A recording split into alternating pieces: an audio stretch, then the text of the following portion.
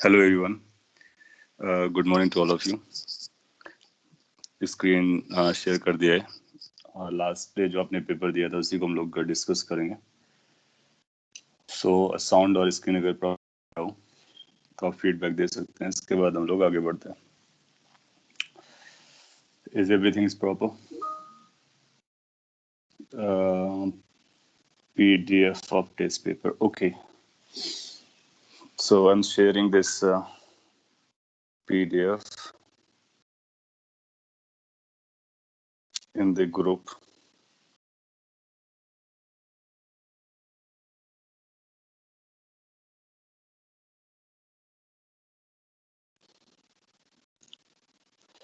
Okay, meantime आप ये बता सकते हैं how was the paper? Was very easy, very difficult, or was average category?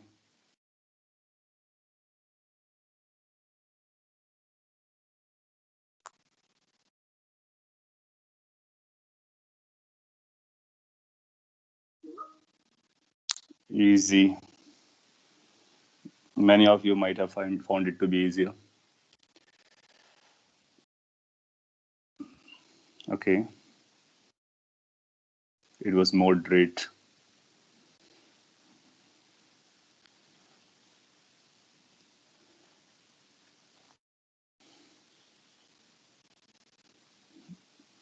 So you're going to place somewhere easy and moderate in between. Okay. Batch 2022. मैं आपको WhatsApp group पे share कर रहा हूँ इसको पेपर को. सो वहाँ से आप बारो कर लीजिए.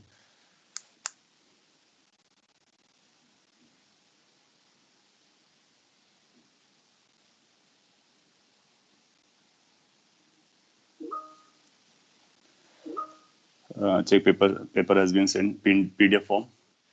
हाँ, अब आपके जो क्वेश्चन इजी आपने इसको पाया तो सारे क्वेश्चन डिस्कस करने का पॉइंट नहीं रहेगा. यस. तो क्या कर सकते हैं, जिस पे आपको डाउट होगा उसको एलेबरेट कर देते हैं और बाकी ये बता देते हैं कौन सा चैप्टर का क्या करना था. इजी है. Question 10 onwards 10 6 9. ओके. तो जो आपने लिस्ट किए उनको मैं हाईलाइट कर लेता हूँ. 6 है, 9 है, 10 है, 14 17 एंड 21. इसके अलावा जिस पर और कोई क्वेश्चन जिस पे आपको डिटेल पे एक्सप्लेनेशन चाहिए?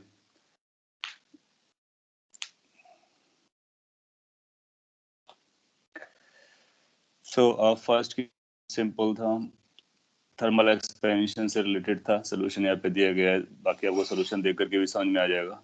फॉर्मूला सिंपली अपने को अप्लाई करना था. Delta L is equal to L alpha delta T. That's all. Percentage के लिए आप इसको डिवाइड कर लेते हो तो परसेंटेज बन जाते हैं. 12 एंड 14. ओके, सो 12 को भी काउंट कर लेते हैं. तो एक जो छोटा सा पॉइंट है, आप सभी जानते हो delta L by L fractional change होता है. इनटू 100 करते तो ये परसेंटेज हो जाता है. तो जब कभी आपसे परसेंटेज चेंज बोले तो आप इसको याद रख सकते हो as a formula. So that's a percentage change in length is equal to alpha delta T into 100. और अगर आपको ये आता है तो परसेंटेज में आप इजिली कन्वर्ट कर सकते हो. कैलकुलेशन थोड़ी सी अप्रोप्रिएट करनी थी, वो डेसिमल्स का ख्याल रखना होता है. और क्योंकि 4 ऑप्शंस में आप देखो पावर्स चेंज हो रही है, तो ये जो 5 है वो कोई खास इम्पोर्टेंस नहीं रखता है हमारे लिए, क्योंकि वो सभी में 5 आ रहे हैं. जो पार्ट्स हैं वो इम्पोर्टेंट है. That means calculation is important. Question number 2 was ice and water mixing together, final temperature of mixture. We had done this type of question and आप इसको जल्दी से कर भी सकते थे.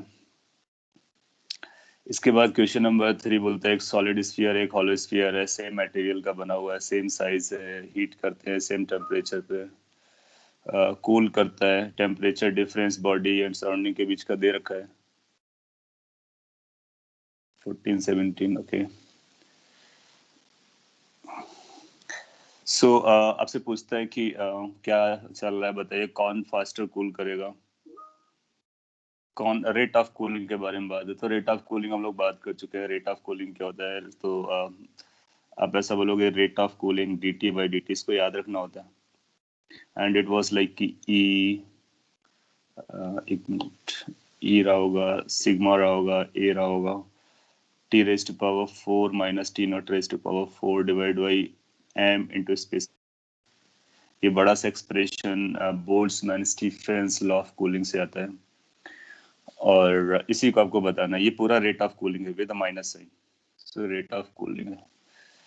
आपको बताया क्या गया, एक बार मैं एलेबरेट कर देता हूँ, कुछ लोगों का रॉन्ग हुआ है ये।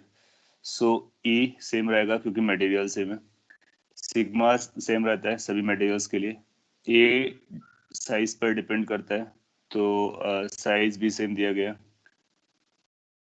फिर आपसे पूछता है कि जो टेम्परेचर है वो भी temperature same, surrounding same temperature type की बात की गई है, वो भी बराबर दिया गया है। तो डिफरेंस कहाँ पर आ रहा है, एस भी वही रहेगा क्योंकि मटेरियल है, ये जो मास है ना ये डिफरेंस क्रिएट करेगा। सो आप ये बोल सकते हो कि for given question this is inversely going to be inversely proportional to 1/m। Mass पर डिफरेंस आएगा, सेम साइज का है, सेम डेंसिटी का, एक हॉलो है एक सॉलिड है, किसका मास ज्यादा होगा? सॉलिड का। क्यों? क्योंकि सॉलिड के पास मटेरियल ज्यादा वॉल्यूम पर होगा और हॉलो के पास मटेरियल कम वॉल्यूम पर होगा, तो हॉलो के लिए मास कम होगा, जिसका मास कम होगा उसका रेट ऑफ कूलिंग ज्यादा होगा। तो आप पाओगे कि जो हॉलो स्फीयर होगा that will be cooling faster as compare to solid one. Theoretical था, सो कोई एक ऐसा ऑप्शन दिया होगा, hollow sphere will cool at a faster rate for all values of t, इसी को करेक्ट बोलने का। फोर्थ फ्रैक्शन ऑफ वॉल्यूम है, किसी के लिए बताना है।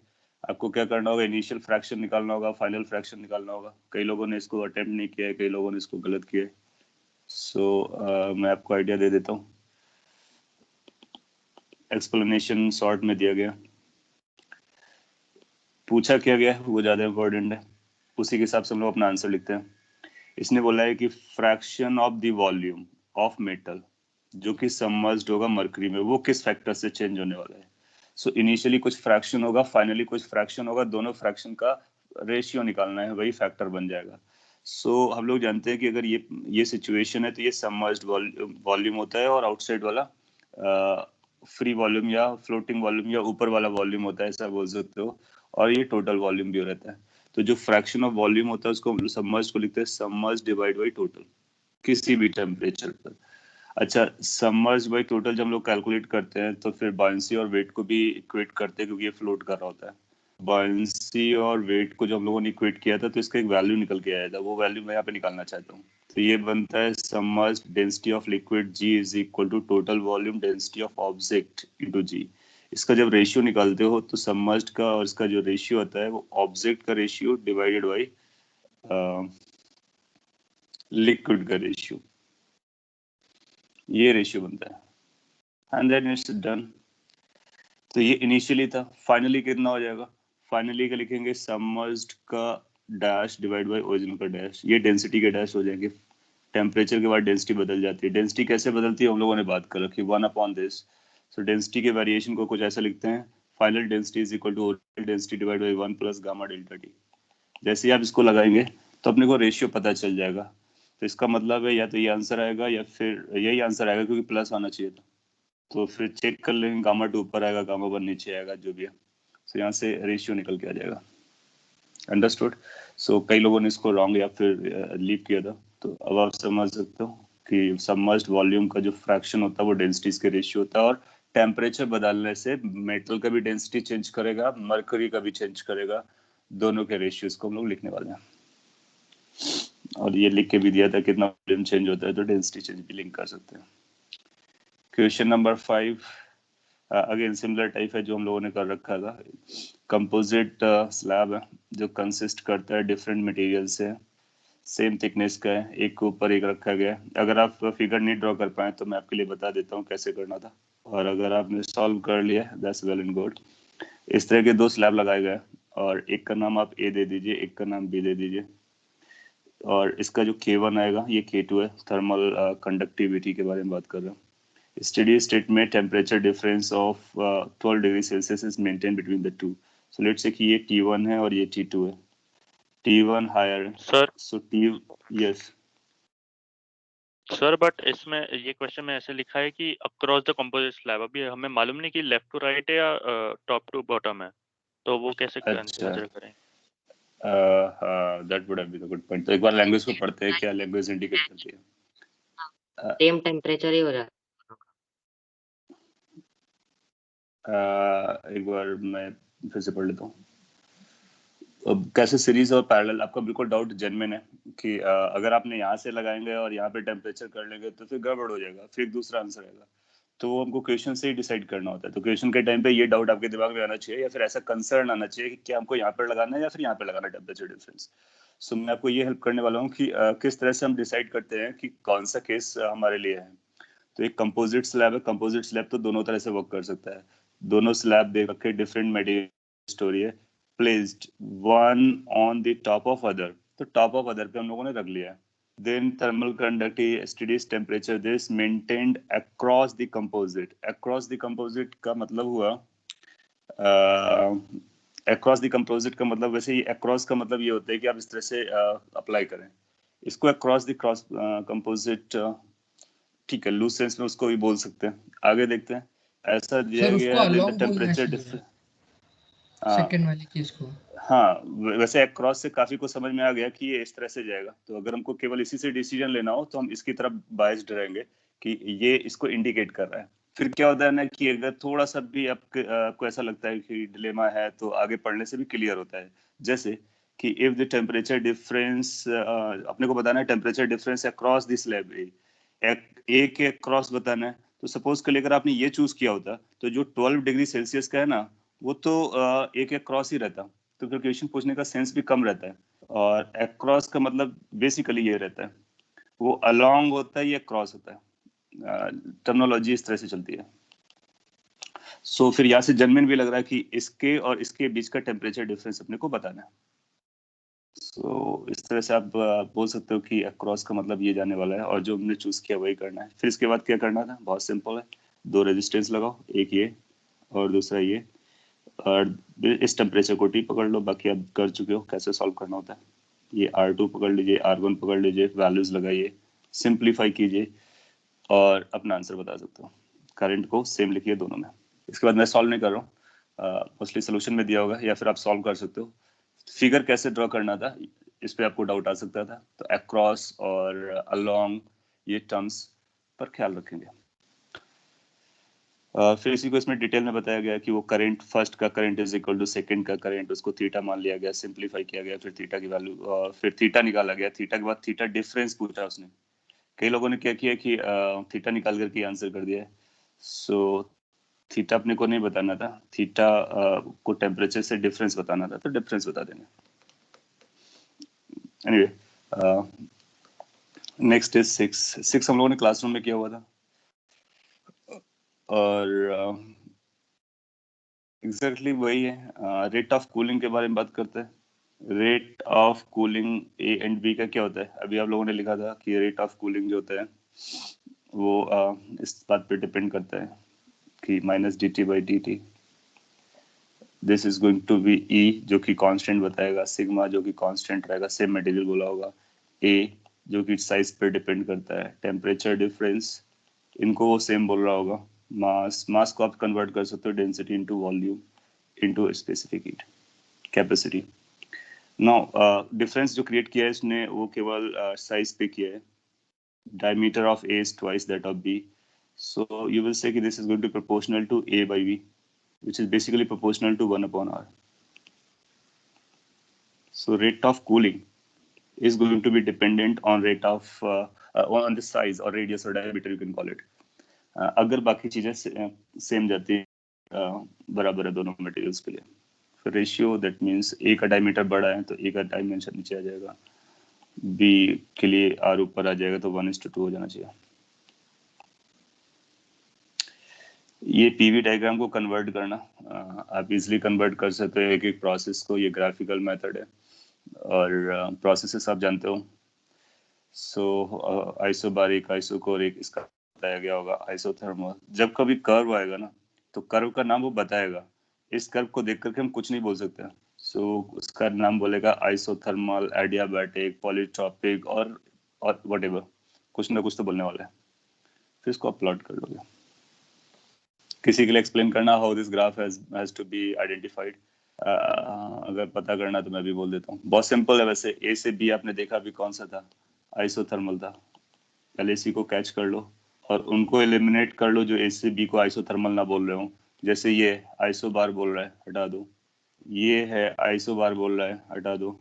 ये है आइसोथर्मल बोल रहा है, तो ये भी एक कैंडिडेट है। ये ए से बी को कुछ और ही बोल रहा है, तो इसको भी रिमूव कर दो। एलिमिनेशन मेथड से आपको एक ही बार में पता चल जाएगा कौन सा करेक्ट हो सकता है। बाकी एक्सप्लेनेशन है, you can go through. Question number 8 again, दो ब्लॉक्स है, सेम थिकनेस से, कंडक्टिविटी दी गई है, कांटेक्ट में रखे गए, टेम्परेचर डिफरेंस बताया गया है, इंटरफेस का बताना है आपको। स्टेडी इक्वेशन है जो हम लोगों ने अभी थोड़ी देर पहले की है। इंटरफेस आपको टेम्परेचर बताना है, so make the equation, solve it, you will get the answer.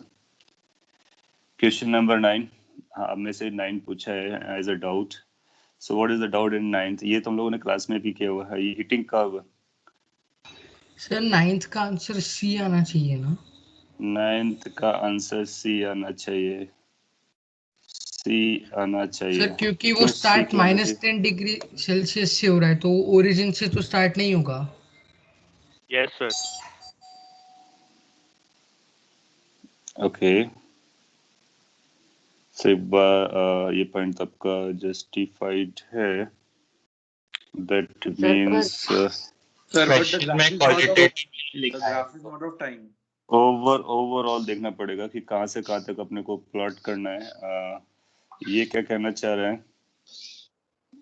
और Sir, so अपने if pass temperature initially is क्या है? 0 degree Celsius, so heat supplied would be more because we are taking it from -10 degree Celsius to 0 first. सो अपने पास ice का Sir, block but है जो कि बोलने there is बोले a discrepancy in the third option that the slope of the like the first from 0 degree Celsius to 100 degree Celsius and above, sorry, 0, yes, from 0 to 100 and 100 You want to is say कि different. this slope and this slope, isn't it? Yes, sir. So Yes. both the options are wrong. Yes, एक बार मैं check कर लेता हूँ, language को एक बार पढ़ने के बाद फिर रिलेट कर देता। इसने बोला कि अपने पास -10 डिग्री सेल्सियस पर आइस है, is slowly heated and converted to steam at 100 degree Celsius. Which of the following graph shows this phenomena qualitatively? तो qualitatively अपने को बात करना है, that means किस तरह से जाएगा, ट्रेंड कैसा जाएगा वो बताते हैं। तो यस, क्वालिटेटिवली पूछा है तो हम लोग क्वालिटेटिवली बात करेंगे। That means conceptually it has to match things. Numerical wise, numbers wise इधर उधर चलता है तो एडजस्ट करेंगे। फर्स्ट में ये बोलता है कि ये जो टेम्परेचर है उसके बाद आप उसको हीट करते हो तो उसका टेम्परेचर बढ़ेगा। यस, क्योंकि देखो ये -डिग्री पर है, -10 पर है इनिशियल, और अगर आप हीट देना स्टार्ट करते हो तो पहले टेम्परेचर बढ़ेगा, 0 पर पहुंचेगा जाकर के, 0 डिग्री सेल्सियस पे पहुंचेगा जाकर। अच्छा, यहाँ पर ये नहीं बोला उसने कि ये डिग्री सेल्सियस पर है, केल्विन पर है। सो वो हम अंडरस्टूड रखेंगे कि भाई ठीक है, वो 0 हमारा शिफ्ट भी कर सकता है। सो ये जो थोड़ा सर सा पर आपको वहाँ पे दिख रहा है, क्वेश्चन में दिया है उसने डिग्री सेल्सियस में। नहीं वो तो आपको वैल्यूज दिए, ग्राफ किस पे प्लॉट किया है ऐसा उसने नहीं बोला कि हम डिग्री सेल्सियस पर और जूल पे प्लॉट कर रहे हैं। नाइदर वो ये भी कह रहा है कि हम केल्विन पर और कैलोरीज पे प्लॉट कर रहे हैं। इट सिंपली सेज कि टेम्परेचर वर्सेस हीट है। सो अगर यहाँ पे वो डिग्री सेल्सियस लिखता तो फिर हमको वो ख्याल रखना होता है कि -10 हमारा कहाँ पे जाने वाला एंड ऑल दैट। अपने को क्वालिटेटिवली ट्रेंड देखना है। तो क्या आपको ऐसा लगता है कि पहले -10 डिग्री सेल्सियस से 0 पे जाने पे हीट का रिक्वायरमेंट आएगा तो स्लोप आएगी, तो ये स्लोप आएगी। इसके बाद जब ये आइस फेस चेंज पे जाएगा, फिर इसके बाद ये वाटर बनेगा, वाटर बनने के बाद फिर से फेस चेंज आएगा तो फिर स्टीम बन जाएगा। तो यहाँ पे स्टीम बन चुका है, क्वालिटेटिवली ये प्रॉपर जा रहा है। अब आपका सी ऑप्शन है तो उस पर क्या इशू है उसको भी चेक कर लेते हैं। जाहिर सी बात है बी ऑप्शन को आप मार्क नहीं करोगे क्योंकि ये पहले से ये बोल रहा है कि फेस चेंज स्टार्ट हो जाएगा। नो, फेस चेंज तभी स्टार्ट होता है अगर हमारे पास 0 डिग्री सेल्सियस पर आइस रहा होता। मोर ओवर फिर ये नीचे जा रहा है तो ये तो कुछ और ही बोल रहा है, तो ये तो रॉन्ग हो जाएगा। सी पर आते हैं। सी क्या बोल रहा है? सी बोल रहा है कि आपका पहले फेस चेंज हो रहा है, फिर हीट सप्लाई हो रहा है, फिर फेस चेंज हो रहा है, फिर कोई नया फेज आ रहा है। आपको समझ में आया सी में क्या गलती है? सी इज रॉन्ग बिकॉज इनिशियली अगर आपने हीट दिया टेम्परेचर में कोई चेंज नहीं आ रहा है, इसका मतलब ये बोल रहा है आइस जो थी वो 0 पे रही होगी, यानी वो फेज चेंज की कंडीशन पे रही होगी, जबकि ऐसा नहीं है। अभी उसको -10 से 0 जाना है, तो यहाँ पर स्लोप आएगा और स्लोप आने के बाद वो अपने हीट के साथ टेम्परेचर को राइज कराएगा। तो ये जो Sir, स्टार्टिंग वाला पार्ट है वो रॉन्ग हो गया सी में, इसलिए हम इसको करेक्ट बोलेंगे। Yes, sir, now your on sir, questions. in the third option, sir, it is like it is given that the line which which you have drawn on the heat supplied axis, so that is an axis, not the real line. So we thought it was an axis, so we did not consider it as a real line, and then the slope would go down till -10 degrees Celsius. No. जब कभी आपको ऐसा graph मिले, मैं समझ गया आपका concern क्या है, और जब कभी आपको ऐसा ग्राफ मिले, मैंने इसको वाइट रेड कलर को हटा दिया, तो इस ग्राफ का मतलब क्या है, क्योंकि हम 0 हीट से स्टार्ट कर रहे हैं। देखो इसने क्या लिखा, slowly heated, that means you started from 0 heat, so that means the graph is starting from 0 heat वाला 0 से स्टार्ट करेगा, तो हीट का 0 ये है, तो ग्राफ यहाँ से स्टार्ट हो रहा है। अगर उसको कुछ दिखाना था तो फिर वो ऐसे दिखाता, अगर उसको डाउन साइड जाना था। सो अगर नहीं दिखाया गया तो रीडिंग हमारी रीडिंग ये है कि ग्राफ हमारा ये है पहले, फिर इसके बाद ये। सो वो जो हॉरिजॉन्टल एक्सिस है, heat axis, that has to be considered as a part of graph till the graph leaves this axis. Are you getting my point? So इसको ग्राफ को हम ऐसा रीड करेंगे, that means start from this then goes like this, ना कि इसको miss नहीं करेंगे छोटा वाला पार्ट, क्योंकि वो 0 से कोई हीट करना स्टार्ट हुआ है। और अगर आप 0 से अगर ग्राफ्स को डाउन साइड जाना था तो फिर वो ऐसा दिखा था ना, तो उसने दिखाया नहीं, इसका मतलब है कि वो ग्राफ वहां नहीं है, ग्राफ एक्स एक्सिस पर है। सो वो एक स्ट्रॉन्ग पॉइंट है, जिस पॉइंट से हम ये डिस्टिंग्विश कर पाते हैं कि पहले स्लोप आनी चाहिए थी, 0 स्लोप इनिशियली नहीं आएगी, इसलिए सी रॉन्ग हो जाएगा। जहां तक ये डिग्री सेल्सियस वाली बात है, उस पर ख्याल रखना, क्योंकि ये केल्विन पे भी प्लॉट किया जा सकता है, तो ये नंबर कुछ पॉजिटिव हो जाएगा। सो ये नॉट टू स्केल वाला ग्राफ है, और नॉट टू स्केल इसलिए उसने वर्ड भी लिखा कि क्वालिटेटिवली आपको बताना है हाउ ट्रेंड गोज।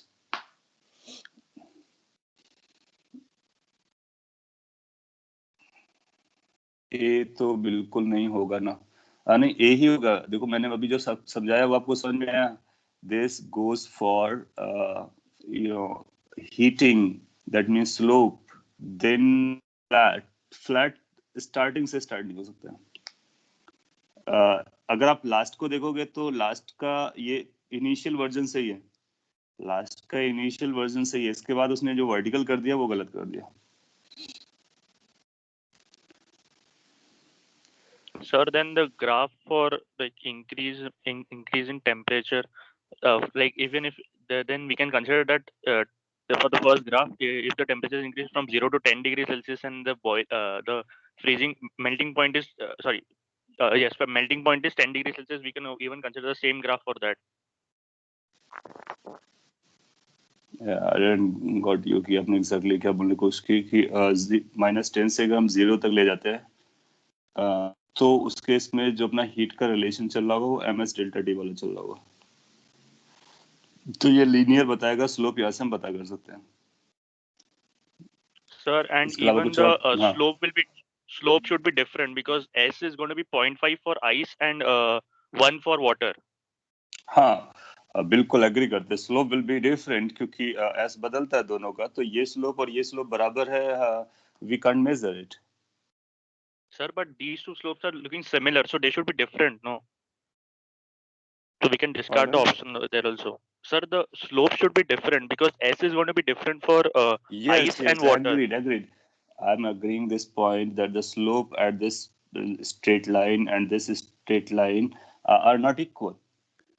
So अगर ऐसे ड्रॉ किया गया तो हम इसको ऐसा नहीं बोलेंगे कि वो सिमिलर है, सिमिलर कह सकते हैं, लेकिन वो सेम है ऐसा नहीं कह सकते, बिकॉज अगर सेम होता है तो अगर हो तभी होता है, लाइक क्योंकि अगर इसमें बहुत फ्रैक्शनल भी डिफरेंस हुआ तो अलग अलग हो सकता है ना। अगर अपने को सेम चाहिए और सेम नहीं दिख रहा हो, sir, but the angle is changing, like directly half, the S value is changing as half, so it should like increase or decrease proportionately, no? Agreed आपके पॉइंट से एग्रीड किया कि ये पहला दो जो मैं एग्री कर रहा हूँ, और जो पॉइंट अंडरस्टैंडेबल है या एक्सेप्टेबल है वो ये कि slope of this is not equal to slope of this. Yes. Now by looking at this graph we can not say that the both are showing the same slope. ऐसा नहीं कह सकते हैं, पहला पॉइंट. और हाँ, अगर आपका ये कंसर्न आता है कि वो हाफ से डिफरेंट हो रहा है तो स्लोप हाफ होती है थीटा टेन थीटा, उसको हम थीटा मेजर करते हैं. स्लोप हाफ मींस कि टेन थीटा की वैल्यू हाफ से चेंज हो रही है. एक बार कुछ नंबर थी उसके बाद कुछ और हो जा रहा है, तो उससे कितना अफेक्ट आएगा देखने में वो मैथमेटिकली ड्रॉ करके बताया जा सकता है. पहला पॉइंट.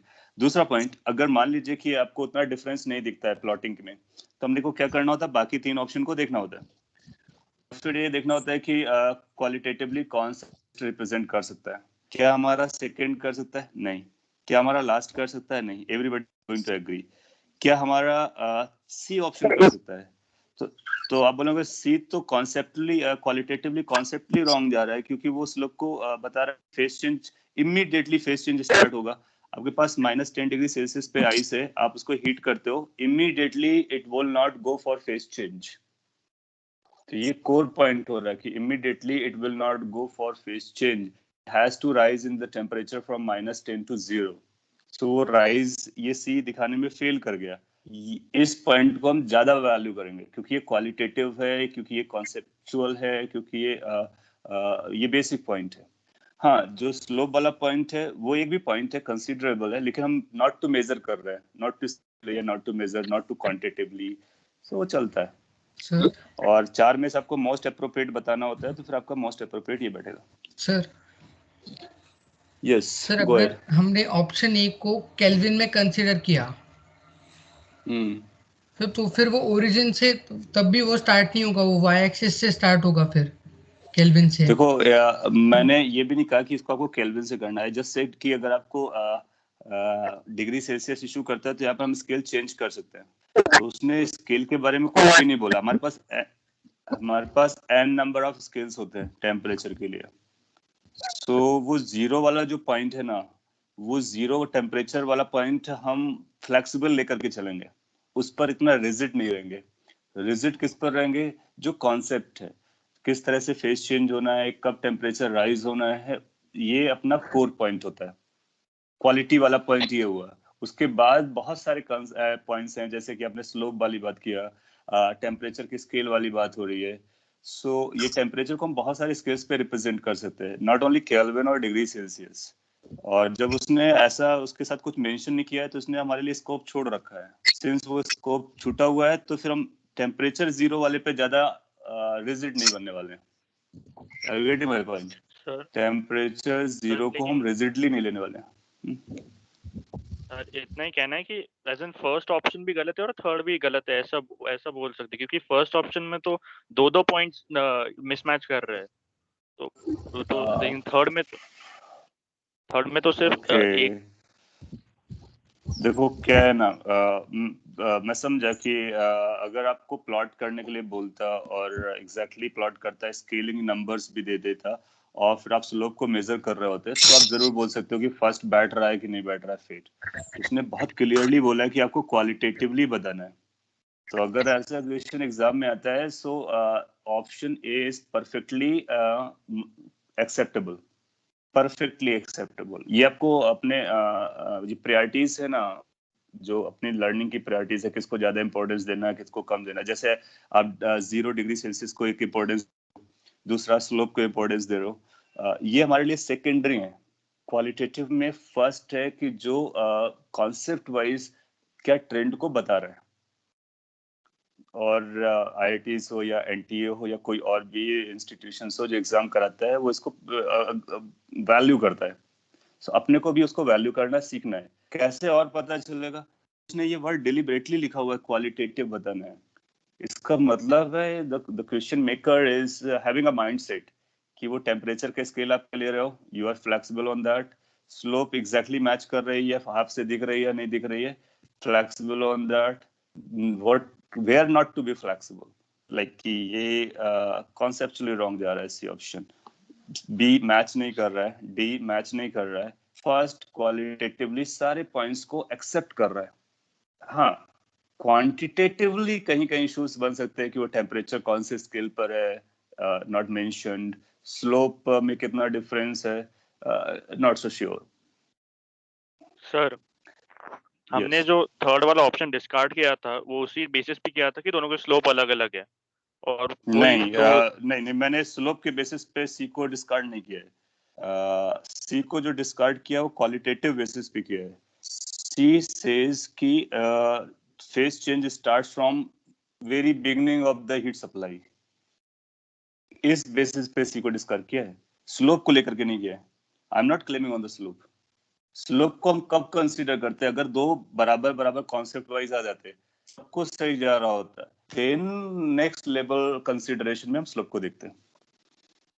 सो प्रायोरिटीज का हमारा जो ऑर्डर है वो ये है, पहले कॉन्सेप्ट्स हैं, थ्योरी वाइज प्रॉपर है, क्या चल रहा है, फिनोमिना प्रॉपर जा रहा है, उसको पकड़ना है। और अगर वो क्वालिटेटिव कह रहा है तो फिर हम क्वांटिटेटिव चीजों के, जैसे स्लोप है, दैट्स अ क्वांटिटेटिव। कहाँ से स्टार्ट हो रहा है, I mean like numerical values, they are quantitative.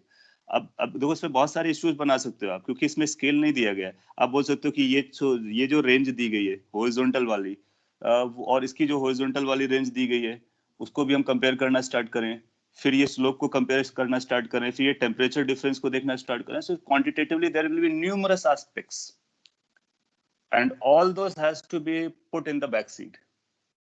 In front seat पे क्या होगा, क्या वो कॉन्सेप्ट को एक्सप्लेन करता है। तो आपको ये भी समझना है कि आपको ये समझ में आया, C failed because it says phase change started from the very beginning, इसलिए सी फेल हो गया। और बी और डी क्यों फेल हुए? Because of reasons, graph proper नहीं है। ए क्या इन कॉन्सेप्ट में फेल हुआ? क्या वो बोलता है कि बिगिनिंग से फेज चेंज होता है? नहीं। क्या फेज चेंज पहले आइस वार्म हो रहा होता है? यस। फिर क्या आइस मेल्ट हो रहा होता है? यस। फिर क्या आइस जो वाटर बना, वाटर हीट अप हो रहा होता है? यस। फिर क्या स्टीम फॉर्मेशन चल रहा है? Yes. That's a qualitative. So ये सारे एस्पेक्ट्स जितने हम लोगों ने डिस्कस किए इस वाले ग्राफ को, सारे क्वालिटेटिव हैं and it is matching all of them, hence is acceptable। अगर कोई ऐसा रहा हो तो क्वालिटेटिवली अगर ये कहीं फेल हो रहा होता तो जरूर इसको बोनस करते, और ये क्वालिटेटिवली कहीं फेल नहीं हो रहा है, क्वांटिटेटिवली हम लोग मेजर भी नहीं कर रहे हैं। सो अपने को दिमाग में ये रखना, क्वालिटेटिवली का मीनिंग क्या होता है? That means sticking to the concepts and not worrying on the numbers, those which are not important और लेस इम्पोर्टेंट। आपने कुछ और लिखा हुआ है, ओके कुछ और भी था, चलेगा। सो 9th आपको क्लियर हुआ। ऐसे एग्जाम में आता है तो आपको ए मार्क करना है, that's proper and qualitatively valid. और स्लोप और डिग्री सेल्सियस और केल्विन और फ़ारेनहाइट, इन नंबर्स पे हम बहुत ज्यादा स्ट्रिक्ट नहीं होने वाले हैं। कितना हीट जाएगा, कितना होगा, बिल्कुल स्ट्रिक्ट नहीं करने वाले हैं हम लोग। और अगर जरूरत पड़ती है तो इसको लास्ट में यूज करेंगे, पहले क्वालिटेटिव सब एग्जॉस्ट हो जाते हैं। सपोज के लिए ए और सी एग्जैक्टली सेम बन रहा होता है और फिर किसी का स्लोप, दोनों का स्लोप बराबर देता है, एक का स्लोप कम ज्यादा देता है, तो फिर हम नेक्स्ट लेवल का जो एलिमिनेशन मेथड यूज करते, उस पर हम स्लोप को भी काउंट कर सकते थे, but not at the primary cause. Okay, इस पे कुछ वैसे एक्सप्लेन किया गया, आप देख सकते हो।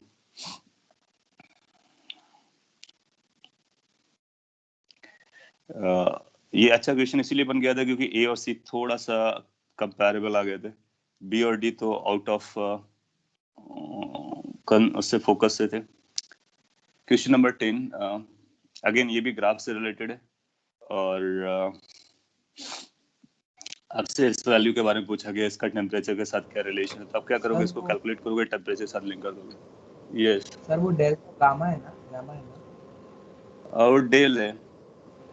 हाँ वही delta V by V delta T, उसको गामा भी लिख सकते हैं। गामा को हम लोग क्या लिखते हैं? नहीं, गामा थोड़ी अलग स्टोरी है। ये एक क्वांटिटी है जिसको हम डेल से रिप्रेजेंट कर रहे हैं। Gamma means what? Sir gamma को गामा तो हम लोग, सर गामा फॉर सॉलिड्स रहता, वो ये गैसेस के लिए है। अच्छा ठीक है, मैं समझ गया। वो delta V is equal to V gamma delta T.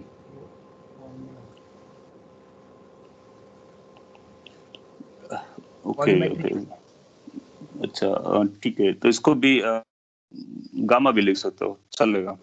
Sir पर फिर तो उसने गामा तो मटेरियलिस्टिक प्रॉपर्टी है ना। अब देखो क्या ना वैसे समझा, ये जो आपने यूज किया है थर्मल एक्सपेंशन से लिया गया, राइट?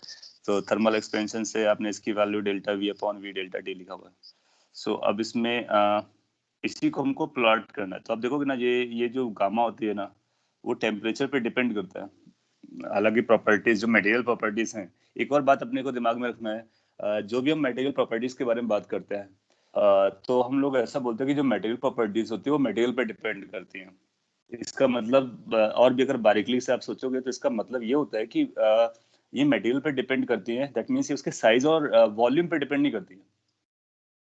दूसरा मतलब ये होता है कि वो टेम्परेचर, प्रेशर, इस जैसी कंडीशंस पे डिपेंड कर सकते हैं। जैसे डेंसिटी, डेंसिटी आप देखते हो टेम्परेचर बदलने से बदल जाती है। अभी देखा था कि density finally is equal to initial density upon 1 plus gamma delta T. So density which is a material property that depends on temperature. Similarly, resistivity they depend on temperature, conductivity they depends on temperature. तो जो materialistic properties होती है ना, वो volume, size, shape of the material पे depend नहीं करते हैं, यानी मटेरियल के डायमेंशंस पे डिपेंड नहीं करते हैं। बाकी पैरामीटर्स पे डिपेंड कर सकते हैं, जैसे टेम्परेचर हो गया, प्रेशर हो गया, है ना, जो एक्सटर्नल कंडीशंस हैं उस पर डिपेंड कर सकता है। सो अगर जो आप क्वेश्चन रेज कर रहे थे, गामा ये हो गया, गामा मटेरियल प्रॉपर्टी है तो किसी बात पे डिपेंड नहीं करेगी, तो फिर ये कांस्टेंट हो जाएगा, शायद ऐसा आपका ख्याल आ जाए। तो ऐसा नहीं बोलने का, क्योंकि जो भी मटेरियल प्रॉपर्टीज होती हैं they depends on external factors like temperature, pressure और whatever the surrounding is. But वो किस बात पे डिपेंड नहीं करते हैं, उस मटेरियल के कितनी लेंथ यूज की है, कितना वॉल्यूम यूज किया है, उस बात पे डिपेंड नहीं करता है। तो ये गामा जैसा है, बिल्कुल आप बोल सकते हो उसको डेल बोल रहे हैं तो डेल बोल लेंगे। और अपने को देखना है कि क्या ये इस बात पे डिपेंड करता है इन नंबर्स पे, तो टेम्परेचर के साथ इसका फंक्शन निकालेंगे। आइडियल गैस है तो आइडियल गैस की इक्वेशन अपने पास है, उस आइडियल गैस की इक्वेशन को ड्राइव करेंगे और ये फॉर्मूला बनेंगे। एक बार मैं यहाँ पे बना देता हूँ, हालांकि सोल्यूशन में भी दिया गया, उसको अपने नोट्स में भी नोट कर लेना, फ्यूचर में आ सकता है। अब प्रोबेबली जहाँ तक मेरे को याद आ रहा है ये क्वेश्चन आ चुका है एग्जाम में, और सिमिलर टाइप के क्वेश्चन एग्जाम में दिखते हैं। तो इसका सोल्यूशन दिया गया है, तो एग्जैक्टली वही है, वही हम भी लिखने वाले हैं। आपको क्या करना होगा कि पीवी इक्वल टू एनआरटी को यूज करना होगा, और इस पे देखते हैं कि इसने क्या बोला है। प्रेशर रिमेन्स कांस्टेंट, तो एक कंडीशन बताएगा कि प्रेशर कांस्टेंट है, कभी कुछ और कांस्टेंट बोल देगा, क्योंकि यहाँ पे वॉल्यूम और टेम्परेचर यूज किया है, तो वॉल्यूम और टेम्परेचर को नहीं बोल सकता है। जैसे वॉल्यूम को अगर कांस्टेंट बोल देता तो डेल्टा वी जीरो हो जाता, तो इसकी वैल्यू कितनी हो जाती है, जीरो हो जाती। अगर टेम्परेचर कांस्टेंट बोलता है तो डेल्टा टी जीरो हो जाता, तो इसकी वैल्यू इनफाइनाइट हो जाती। तो जनरली आपसे क्या बोलेगा, प्रेशर को कांस्टेंट बोलेगा, इसलिए पॉपुलर भी बन जाता है प्रेशर कांस्टेंट कंडीशन। तो जब अगर प्रेशर कांस्टेंट होगा तो मैं यहाँ पे सॉल्व कर देता हूँ, जल्दी हो जाए। इक्वल टू एनआरटी होता है, डिफरेंशिएट कर दीजिए, तो डेल्टा वी पी कांस्टेंट हो गया, एन आर डेल्टा टी हो जाएगा। अपने को चाहिए डेल, जिसकी वैल्यू है delta V by delta T into ये डेल्टा टी है। अब यहाँ से delta V by delta T आप बोरो कर लो, तो अपने पास आ रहा है 1 by V and delta V by delta T will become N R by P. अब देखो ये पीवी है, पीवी को हम एनआरटी लिख सकते हैं, तो डेल्टा की जो वैल्यू आ रही है N R divide by NRT, so ये बेसिकली कितना आ रहा है 1 बाई टी। डन हो गया। सो ये टेम्परेचर के रेसिप्रोकल हो गया। बाकी पैरामीटर्स हम देख सकते हैं, लेकिन ये टेम्परेचर के 1 अपॉन टी आता है। तो अगर ये 1 अपॉन टी अपने पास आया, देन वी कैन से कि कौन सा ग्राफ आएगा, क्या ये फर्स्ट ग्राफ आएगा, नो। क्या ये सेकंड आएगा, नो, क्योंकि स्ट्रेट लाइन आना नहीं है। ये रेक्टेंगुलर हाइपरबोली है, आप जानते हो, सो ये करेक्ट हो जाएगा। इसको अपने नोट्स में बना लीजिए, ग्राफ काफी इंपॉर्टेंट है, पूछा भी गया है, आ भी सकता है, आएगा तो आपको याद रहेगा, याद रहेगा तो डायरेक्टली बोल सकते हो। न्यूमेरिकली भी पूछ सकता है, इसकी वैल्यू बताइए, इसकी वैल्यू हम बता सकते हैं कि आने वाली है। So delta V by we delta T at constant pressure is 1 by T.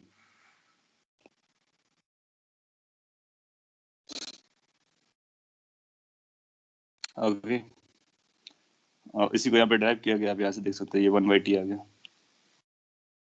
Sir important है। बोले सर, गामा गैसेस के लिए डिफाइंड है क्या? गामा गैसेस के लिए डिफाइंड है, थर्मल एक्सपेंशन वाला। अब वो सॉलिड के लिए रहता है, उसको हम ये गामा ही, आप मान लीजिए ये गामा ही डिफाइन किया गया है, तो ये जो गामा है गैसेस के लिए अगर आप लिखना चाहोगे तो उसकी वैल्यू ये आएगी। हाँ सर। तो अब आपसे पूछ भी सकता है इस तरह से कि गामा की वैल्यू बताइए एक्सपेंशन कोएफिशिएंट। तो आप एक्सपेंशन कोएफिशिएंट ये फार्मूला लगाएंगे और फिर यहाँ से इसको बता देंगे। ये कांस्टेंट प्रेशर पर है। अब देखो ना गैसेस के लिए आपको कंडीशन की जरूरत पड़ती है, जबकि सॉलिड्स के लिए हमको कोई कंडीशन की जरूरत नहीं पड़ती है, बिकॉज सॉलिड्स बिहेव डिफरेंटली और gases behave differently.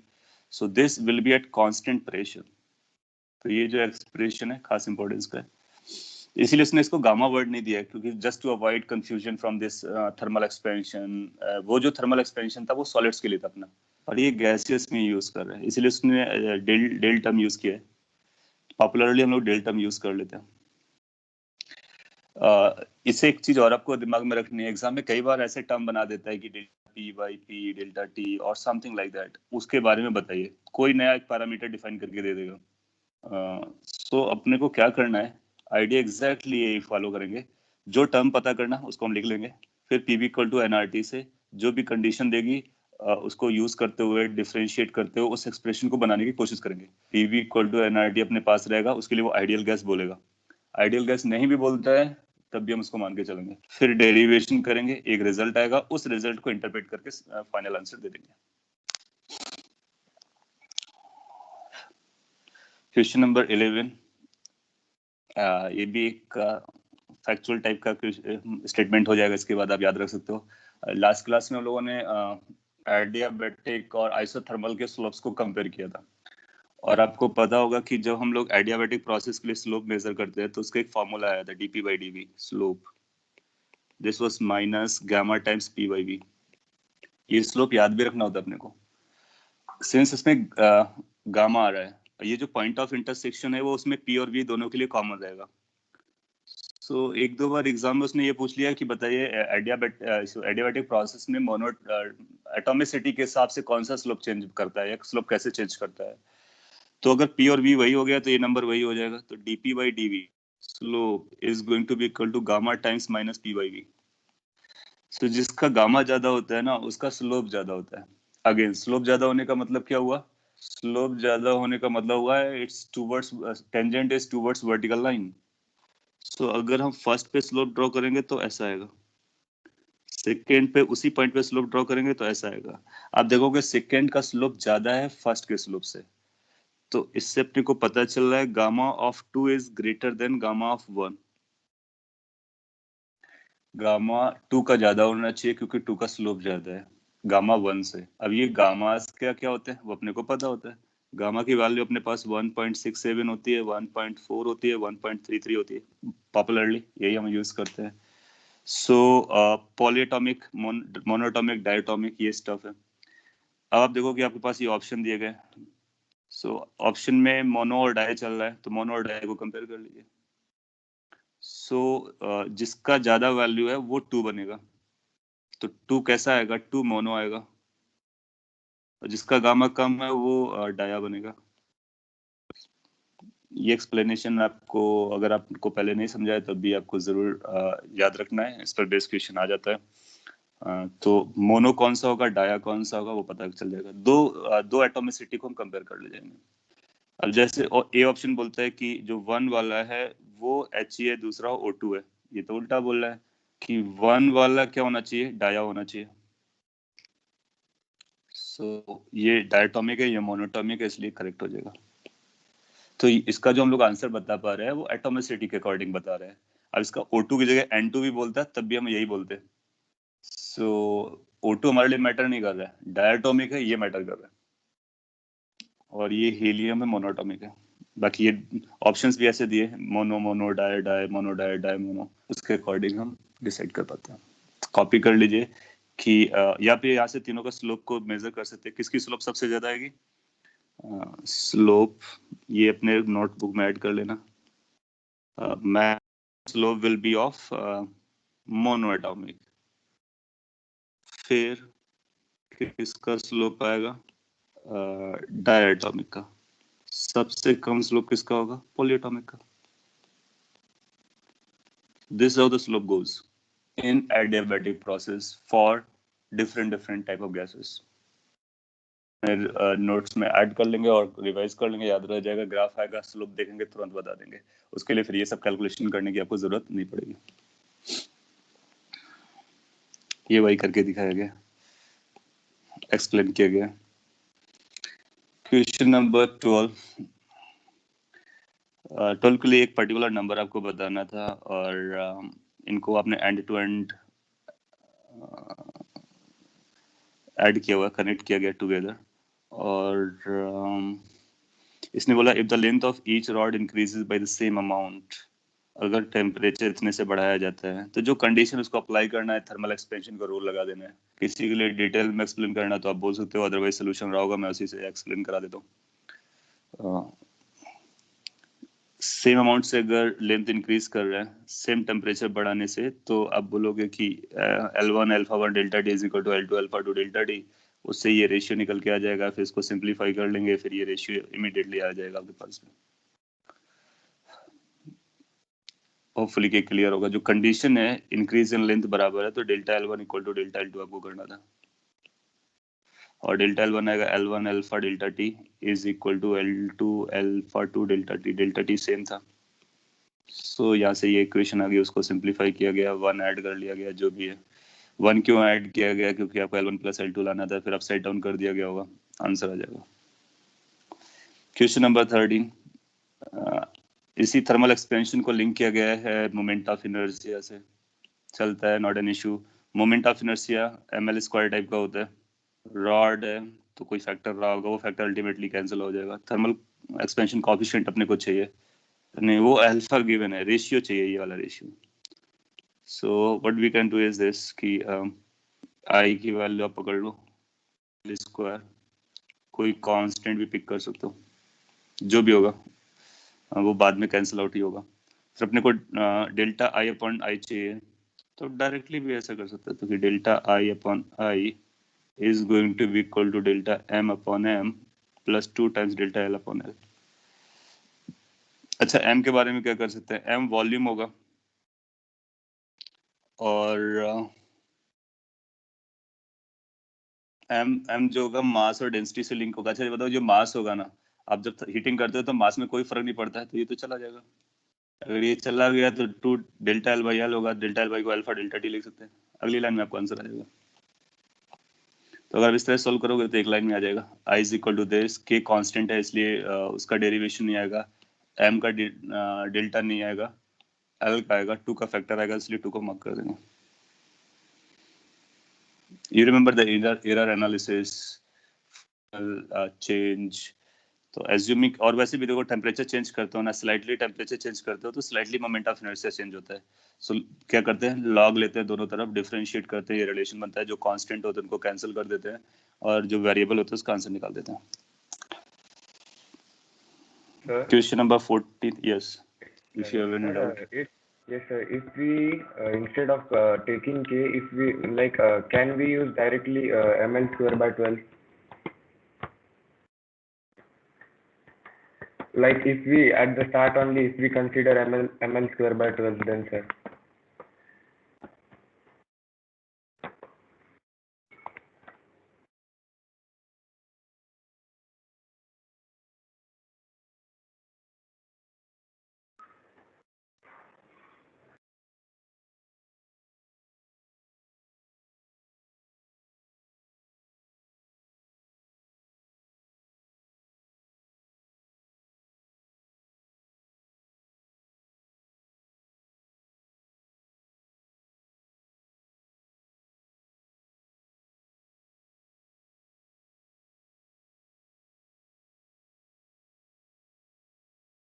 Sir, Sir,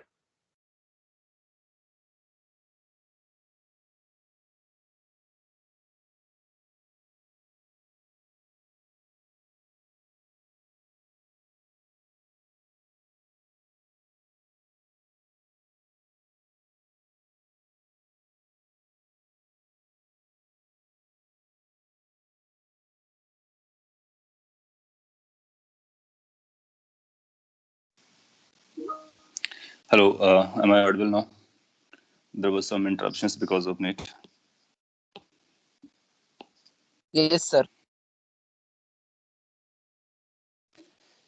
If I'm audible, we can proceed. Screen भी आपको दिखना चाहिए. Yes, sir.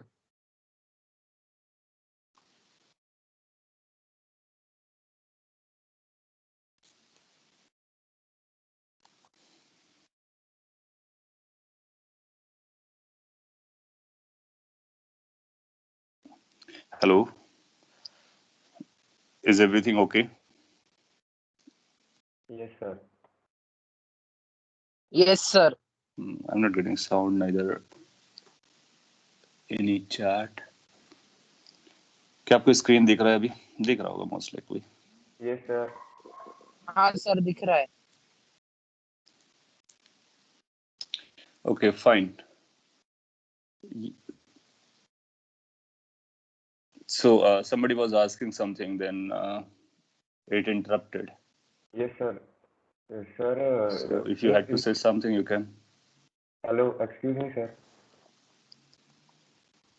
Just 1 minute, I think.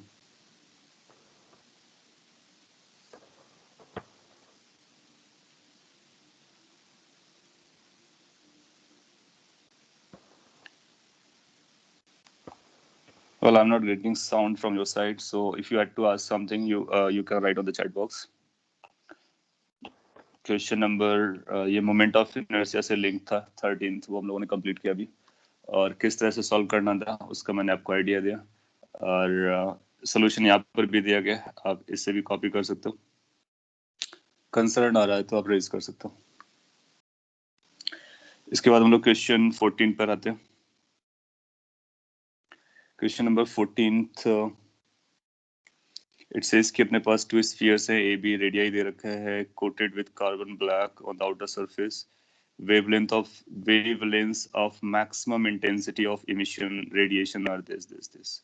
कौन से कॉन्सेप्ट में, किस कॉन्सेप्ट में ये मैक्सिमम इंटेंसिटी के करस्पॉन्डिंग वेवलेंथ को यूज करते हैं हम लोग? Anybody remembers? एक टॉपिक था छोटा सा जिसपे हम लोगों ने इस बात को हाईलाइट किया था, wavelength corresponding to maximum intensity of emission or maximum energy of emission, spectral energy Sir, of Wien's emission. displacement law. Yes, so वो छोटा सा टॉपिक है, बहुत इम्पोर्टेंट टॉपिक है, वीन्स डिस्प्लेसमेंट लॉ, एंड उस पर हम लोगों ने इसकी बात की थी, और वो t into that particular wavelength remains constant, वो भी हम लोग जानते हैं. गुड. सो बस उसी का यूज है यहाँ पर. फिर आपसे पूछता है कि radiated by them in ratio, क्या radiated? Heat radiation, power radiations. तो हम लोग जानते हैं स्टीफेंस बोल्ट्जमैन के अकॉर्डिंग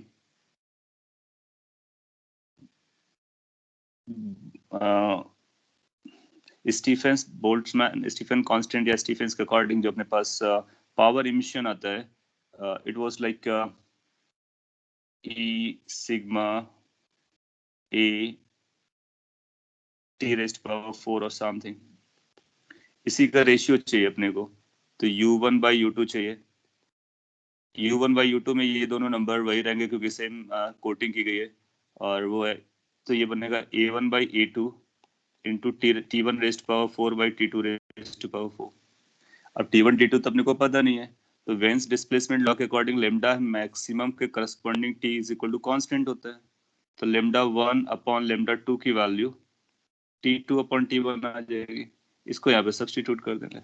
सो अपने पास जो बनेगा पावर का ratio that we need to find out is going to be basically areas का ratio into T1 by T2 को हम लोग लिखने वाले लेमडा 2 अपॉन लेमडा 1 की पावर 4.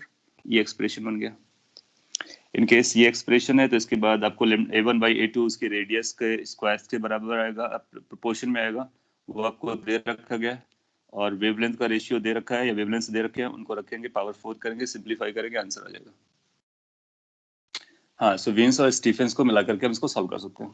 तो स्टीफेंस को मिलाना है, वहां से पावर आएगी, और वीन्स को मिलाना है, दोनों को मिक्स कर सकते हैं, और आप देखोगे कि आपको आपका आंसर मिल जाएगा. यहाँ पर भी सॉल्व किया गया. पावर या जो है वो क्यू की वैल्यू ये होती है, वीन्स डिस्प्लेसमेंट लॉ ये होता है, दोनों इसका रेसिप्रोकल टू वेवलेंथ होता है, सिंपलीफाई किया गया, डिटेल में सिंपलीफाई कर दिया गया, अल्टीमेटली यही मिला. Radius that means area, radius का स्क्वायर मतलब एरिया का रेशियो, और वेवलेंथ का रेशियो मैक्सिमम के करस्पॉन्डिंग जो होती है। वैल्यूज बहुत सिंपल है, आंसर भी आ जाएगा। और वैसे भी अपने को पता चल जाता है ऑप्शन देख करके 5/3 5/3 5/3 की बात कर रहे हैं, पावर मैटर कर रही है, इसलिए पावर पे ख्याल रखेंगे, प्रॉपर पावर लगाएंगे तो अपने को आंसर भी आ जाएगा। ओके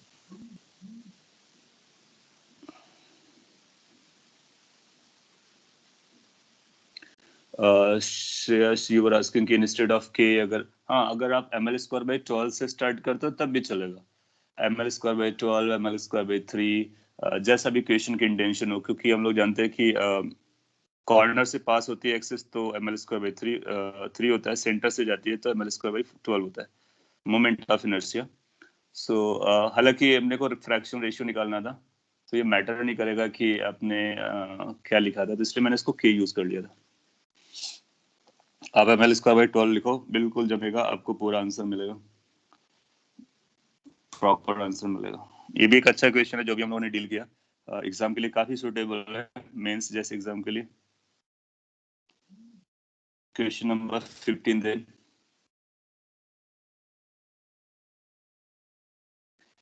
ये भी क्वाइट सिंपल था, थ्योरेटिकल था। इसने बोला कि heat transfer primarily due to radiation कहाँ पर होगा। सो रेडिएशन से हीट ट्रांसफर प्राइमरली वहां पर होता है जहाँ पर कंडक्शन कन्वेक्शन नहीं होते हैं, ऐसा बोल लीजिए। और कंडक्शन कन्वेक्शन के लिए क्या चाहिए होता है, मीडियम का रिक्वायरमेंट चाहिए होता है, इसके लिए मीडियम का रिक्वायरमेंट नहीं होता है। और फिर अपने को इंडिविजुअली देखना होता है। बॉइलिंग ऑफ वाइट वाटर, क्या बता सकते हो बॉइलिंग ऑफ वाटर में कौन सा प्राइमरली इन्वॉल्व होता है? वाटर का बॉइलिंग। सर तो वाटर का बॉइलिंग हम लोगों ने देखा था Convection. कन्वेक्शन रोल प्ले करता है। हालांकि कंटेनर को पास करने के लिए कंडक्शन चाहिए होता है, लेकिन water itself uses convection as a primary way of heating it up. Land breeze और सी ब्रीजेस जो चलते हैं, Convection. लैंड ब्रीजेस और सी ब्रीजेस में air itself moves with cold cold conditions को लेकर के या फिर वार्म कंडीशंस को लेकर के, तो वो भी कन्वेक्शन का प्राइमरी एग्जांपल है। Heating of metal rod over a flame, ये कंडक्शन का प्राइमरी एग्जांपल है। सो ये पहले दोनों थे, इसमें डोमिनेंट क्या चल रहा होगा, कन्वेक्शन, और इस पर जो डोमिनेंट होगा वो कंडक्शन होगा। और जब आप बल्ब की बात करते हो तो जब आप देखते हो कि जो बल्ब होता है उसका ग्लास सरफेस हीट अप हो जाता है, क्यों? क्योंकि फिलामेंट से जो हीट निकलती है वो फिलामेंट से ग्लास के सरफेस तक आती है, और उसके बीच में वैक्यूम रहता है, यू पीपल नो दैट। और वैक्यूम में अगर हीट का ट्रांसफर हो रहा है तो डेफिनेटली ये कन्वेक्शन नहीं हो सकता है, कंडक्शन तो हो ही नहीं सकता है। तो ये कौन सा होगा, रेडिएशन रहा होगा, इसलिए रेडिएशन का प्रीडोमिनेंट रेडिएशन का एग्जांपल हो गया। पेंडुलम क्लॉक, ये लास्ट क्लास में हम लोगों ने बात किया था कि कितना किस तरह से एक फॉर्मूला बनता है, delta T by T is equal to half alpha delta T, some sort of that, उसको रख करके हम डेल्टा टी कैलकुलेट कर सकते हैं। 16th सोल्यूशन यहाँ पे दिया गया, ये फाइनली जो बनता है वो हाफ अल्फा डेल्टा टी बनता है, ये loss in temperature otherwise things. फिर एक दिन में कितना लॉस करेगा, 24 आवर्स होते हैं, उसको सेकेंड्स में कन्वर्ट कर लेंगे और उस टाइम से मल्टीप्लाई कर देते हैं। जैसे आप इसको यूज करोगे तो आपको अल्फा की वैल्यू पता चल जाएगी। लास्ट क्लास में हम लोगों ने इसके बारे में बात किया था, बहुत इंपॉर्टेंट पॉइंट था, time loss is equal to half alpha delta T, या फिर मैं उल्टा या डेल्टा थीटा, ये थीटा मतलब टेम्परेचर वाला है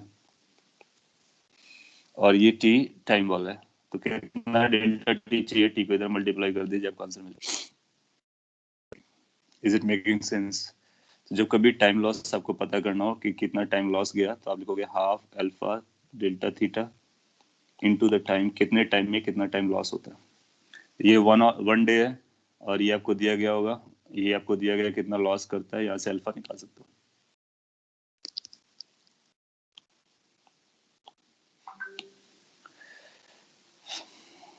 क्वेश्चन नंबर नेक्स्ट 17th, इसने बोला कि आपके पास एक इंसुलेटेड बॉक्स है। इंसुलेटेड बॉक्स का मतलब हुआ that heat is not going to be like transferred from the system to surrounding. कोई लैग आ रहा है क्या स्लाइड में और साउंड में? In case there is a lag, we can change this.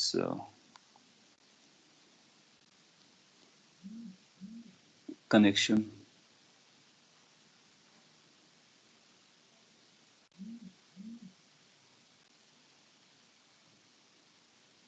Okay, all fine है, तो चलते देते हैं।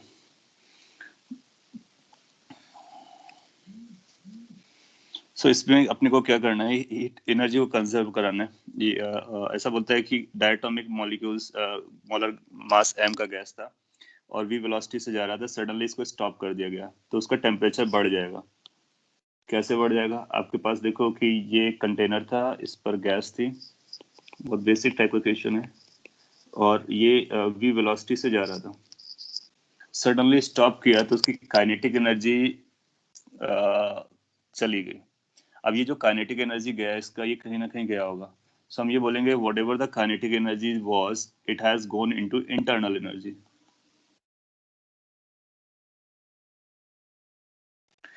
So kinetic energy gets converted into internal energy. So क्या जैसे ये स्टॉप होगा, कैसे इंटरनल एनर्जी में समझेंगे, जैसे स्टॉप होगा तो ये जो मॉलिक्यूल्स आपस में कोलाइड करेंगे, इनका जो कोलिजन है वो फास्टर हो जाएगा सडनली स्टॉप होने की वजह से। सडनली वर्ड लिखा होगा, हाँ, सडनली स्टॉप किया गया। सो उससे जब इनका कोलिजन फास्ट हो जाएगा, तो जब कोलिजन होता है तो फिर हीट एनर्जी आती है, जिससे उनका टेम्परेचर राइज हो जाता है, तो टेम्परेचर बढ़ जाएगा। काइनेटिक एनर्जी कितना था तो वो अपने को देखना पड़ेगा। लेट्स से इसका मास m था, total mass of the gas was m, so kinetic energy was half mv²। हम गैस के मास की बात कर रहे हैं, कंटेनर की नहीं। सो हाफ mv² की काइनेटिक एनर्जी से जा रहा था, और ये जाएगा internal energy, that is ncv delta D. Now अपने को पता करना है डेल्टा डी, ठीक है। सो मास को बदल देते हैं। कैन वी से कि जो मास रहा होगा वो number of moles into molar mass के बराबर रहा होगा, जितने भी मोल्स इसके पास अवेलेबल होंगे, और v वेलोसिटी है वो अपने को दिया गया है, एंड cv की वैल्यू डायटोमिक गैस के लिए cv कितना होता है ये अपने को याद रखना होगा। सो cv अपने को होता है FR/2, f degrees of freedom है तो 5R/2 होती है। तो अगर वो टेबल आपको याद रहेगी तो आप बहुत जल्दी आंसर निकाल ले जाओगे। सो ये एक्सप्रेशन बन गया। आप देखोगे n से n डिसअपियर हो जाएगा, 2 से 2 डिसअपियर हो जाएगा, तो अपने पास जो बन रहा है molar mass v² is equal to 5 times r delta t। Delta T is going to be the temperature change, rather temperature increase you can call it, mv²/5r। So एक ऑप्शन ऐसा होना चाहिए जिसमें डेल्टा टी की value mv²/5r के बराबर होना चाहिए, उसी को हम मार्क कर देंगे। Option C is appropriate option, copy कर लीजिए। ये भी क्वेश्चन एग्जाम में आ चुका है, मेंस में हो या फिर किसी ट्रिपल ई पहले हुआ करता तो उस पर कभी ना कभी एग्जाम में दिखा है, कई सारे एग्जाम में दिखता है। बहुत सिंपल रहता है। उस पर क्या करता है, वो गैस की एटोमिसिटी बदल देगा, कभी मोनो बोलेगा, कभी डाया बोलेगा, कभी पोली बोलेगा। तो अपने को क्या करना है, whatever the kinetic energy loss was that got into converted into internal energy, and as simple as that. ये हम लोग मान के चलेंगे कि हीट का लॉस नहीं हुआ है, और उसने बोल भी दिया था इंसुलेटेड है, तो हीट का लॉस बाहर नहीं जाने वाला है। सो वहां से पता कर सकते हैं। This is from IIT JEE 1998। हाँ, सो मेरे को कुछ याद आ रहा है, ये क्वेश्चन आ चुका है और सिमिलर टाइप के क्वेश्चंस आते हैं।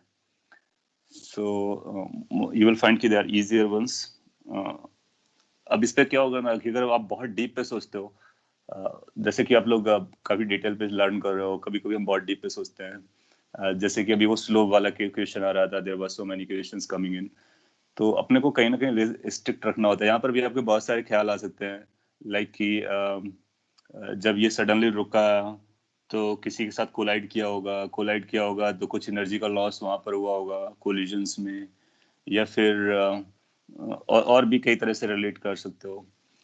तो वो सारे लॉसेस को हमको सेकेंडरी और इग्नोर करके रखना है। तो क्वेश्चन के इंटेंशन से अपने को समझ जाना है कि हमारे पास क्या है, काइनेटिक एनर्जी, और चेंज बताना है टेम्परेचर का, तो इंटरनल एनर्जी, दोनों एनर्जीज है, दोनों को हम बैलेंस कर रहे हैं। Question number 18. At room temperature 27 degrees Celsius, RMS speed of the molecule of certain diatomic gas is found to be this. Gas का नाम बताना है. So how we can find the name of gas? तो उसके लिए हमको RMS speed का formula पता होना चाहिए. So you remember VRMS is under root 3RT/m. और अगर हमको यहाँ पर पता चले कि क्या क्या गिवन है, सो अपने को RMS वैल्यू दी गई है, यस, टेम्परेचर पता है, यस, आर की वैल्यू हम जानते हैं, यस, 3 पता होता है, m निकाल सकते हैं, तो फिर आप देखोगे अगर हमने यहाँ से m निकाल दिया तो क्या गैस के बारे में पता कर लेंगे? बिल्कुल पता कर लेंगे। If we know the molar mass, 4 option में हम बता सकते हैं कौन सी गैस होगी, और वैसे भी बता सकते हैं कौन सी गैस होगी। So put the value of RMS, T, R, find M, you will find your answer then. So यहाँ पर सॉल्व किया गया होगा। ये फॉर्मूला हमारे लिए इम्पोर्टेंट है। फॉर्मूला रखा, वैल्यूज रखी, थोड़ी सी कैलकुलेशन है, कैलकुलेशन को किया, और M की वैल्यू आ जा रही है 2 ग्राम। सो अगर किसी का मोलर मास 2 है तो कौन सी हो सकती है? क्या वो F2 हो सकता है? नहीं। क्या वो O2 हो सकता है? नहीं। क्या वो Cl2 हो सकता है? नहीं। यू नो दिस नंबर्स, उनके मोलर मास आप जानते हो। तो ये जो फर्स्ट थी हाइड्रोजन, वही आपका आंसर बन जाएगा।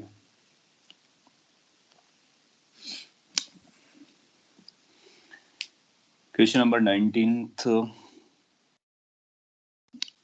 अगेन ये इक्विपार्टीशन ऑफ एनर्जी वाला जो लॉ था, एनर्जी कितना होता है किसी भी गैस में, उससे रिलेटेड है। तो ये KTG इसका है। एवरेज ट्रांसलेशनल एनर्जी, ट्रांसलेशनल बोला है तो हम डिग्रीज ऑफ फ्रीडम को ट्रांसलेशनल लेके चलेंगे, रोटेशनल बोलेगा तो रोटेशनल को लेके चलेंगे, टोटल बोलेगा तो दोनों को लेके चलेंगे। और RMS speed of a sample of oxygen है, डाई एटॉमिक गैस है, उनका टेम्परेचर, पर्टिकुलर टेम्परेचर पर दोनों वैल्यूज दे रखी है। कौन कौन सी? RMS स्पीड और एवरेज ट्रांसलेशनल एनर्जी। आपसे बोलता है इन्हीं की वैल्यू बताइए जब टेम्परेचर आप डबल कर देते हैं, 300 से 600 कर देते हैं। तब तो ये बहुत सिंपल हो गया। रेशियोज टाइप का बताना है, रिलेटिवली कंपेयर करना, by what factor it has gone up और व्हाटएवर। सो हम लोग जानते हैं कि जो VRMS है, यहाँ पे लिखा ही हुआ है, E जो होता है वो डायरेक्टली प्रोपोर्शनल टू T होता है। E या U बोलो, U बोल सकते थे इसको।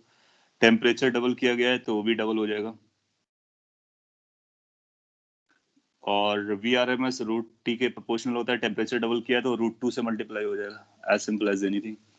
सो 6.21 का डबल करेंगे तो 12 पॉइंट समथिंग आ जाएगा। तो ये 12 पॉइंट समथिंग है, यानी ये कैंडिडेट बन सकता है। ये नहीं बनेगा, ये नहीं बनेगा, ये कैंडिडेट बन सकता है। तो पहली वैल्यू से 2 कैंडिडेट आ गए।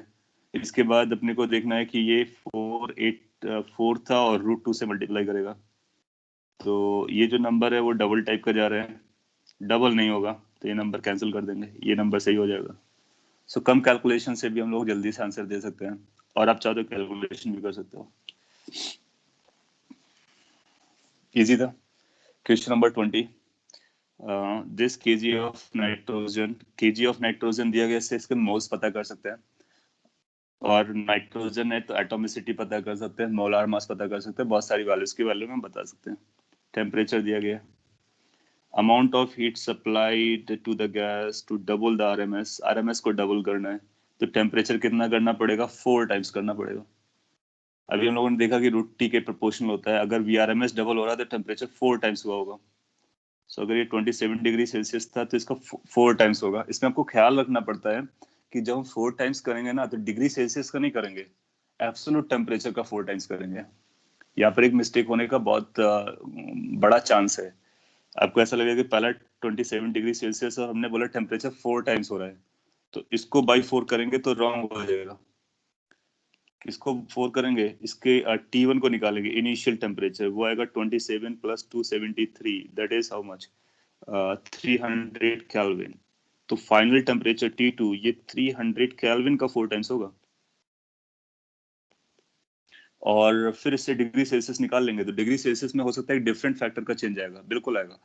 So whenever we are saying कि temperature by a certain factor changing, that means its absolute temperature, Kelvin scale temperature है वो change हो रहा है, ना कि डिग्री सेल्सियस वाला। माइंड इट, ये मिस्टेक कैरी हो सकती है, तो वंस एंड फॉर ऑल के लिए इसको अलग कर लेंगे। फिर आपसे बोलता है कि कितना हीट का रिक्वायरमेंट आएगा। ओके, सो हीट का रिक्वायरमेंट अपने को बताना है, इनक्लोज्ड इन अ वेसल।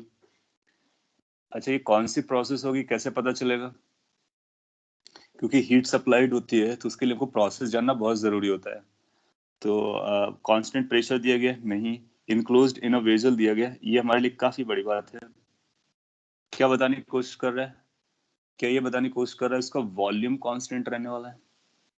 अगर ये वॉल्यूम कांस्टेंट रहने वाला है तो जो डेल्टा क्यू आएगा वो NCV डेल्टा T आएगा। Making sense? सो क्योंकि वॉल्यूम एज्यूमिंग जो वेजल है, वेजल का वॉल्यूम नहीं चेंज करेगा, इसलिए कांस्टेंट वॉल्यूम प्रोसेस रहेगा, आइसोकोरिक प्रोसेस रहेगा, N C V delta T लगाएंगे। एन कैसे निकालेंगे? इस नंबर से जो कि आपको content mass of nitrogen gas given है। सीवी कैसे पता करेंगे? नाइट्रोजन है तो वहां से सीवी पता चल जाएगा। टेम्परेचर डिफरेंस कैसे पता चलेंगे? T1 T2 आपको बता दिया गया है। डन। इस लाइक कैलकुलेशन बचता है, उस कैलकुलेशन को आप परफॉर्म करोगे, आपका आंसर आ जाएगा। और कैलकुलेशन भी करना हो आपके लिए तो बोल सकते हो, but I think like this calculation you by now, अब तक सभी लोग एक्सपर्ट हो गए होंगे। नहीं हुए तो आपको हो जाना चाहिए। सीवी डेल्टा टी लगाएंगे, ये समझना काफी इंपॉर्टेंट था, क्योंकि इनक्लोज्ड है तो इनक्लोज्ड केस में कांस्टेंट वॉल्यूम होता है। कांस्टेंट वॉल्यूम में डेल्टा क्यू की वैल्यू डेल्टा यू के बराबर होती है। अगर इसने बोला होता है कि कांस्टेंट प्रेशर पर है तो हम सीपी डेल्टा टी करते हैं, या कुछ आइसोथर्मल कंडीशन, आइसोथर्मल तो बोलता नहीं क्योंकि हम लोग हीट कर रहे हैं, ये कोई और प्रोसेस बोलता है तो जो थर्मोडायनेमिक्स में आपने बाद में लर्न किया है उनको यूज करेंगे। सो टेम्परेचर एंड हीट, ये 2 पॉइंट्स थे, और volume of vessel is fixed, ये छोटा सा पॉइंट था, इनक्लोज्ड वेजल से आपको कैच करना था।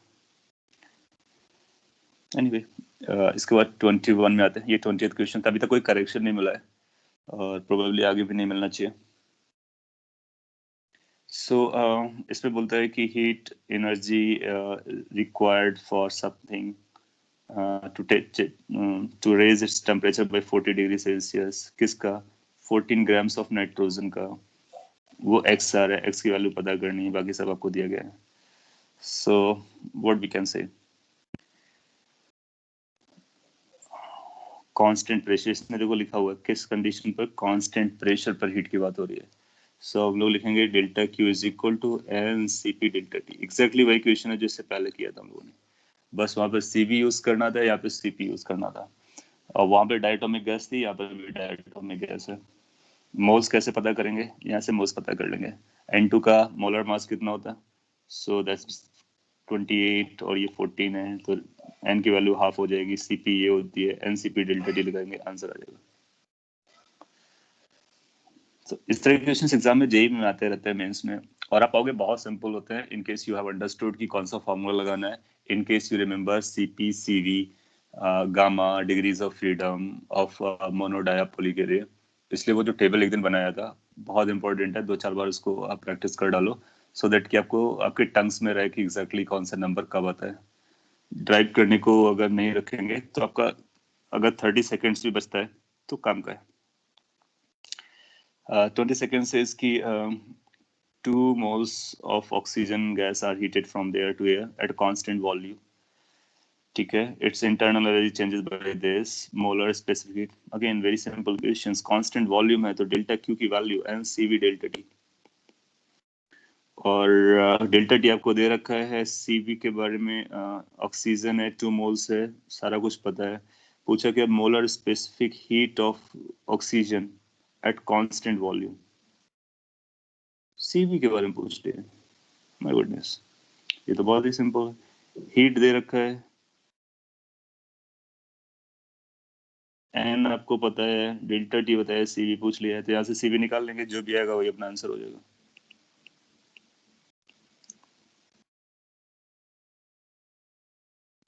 तो 21 आंसर दिया गया, आप चेक कर सकते हो।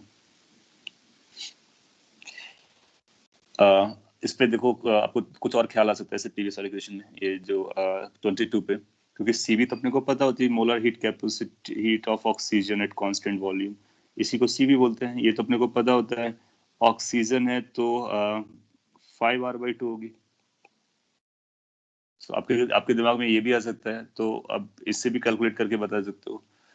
हो सकता है कि इसका आंसर और यहाँ से आने वाला आंसर अलग अलग हो जाए, बिल्कुल हो सकता है।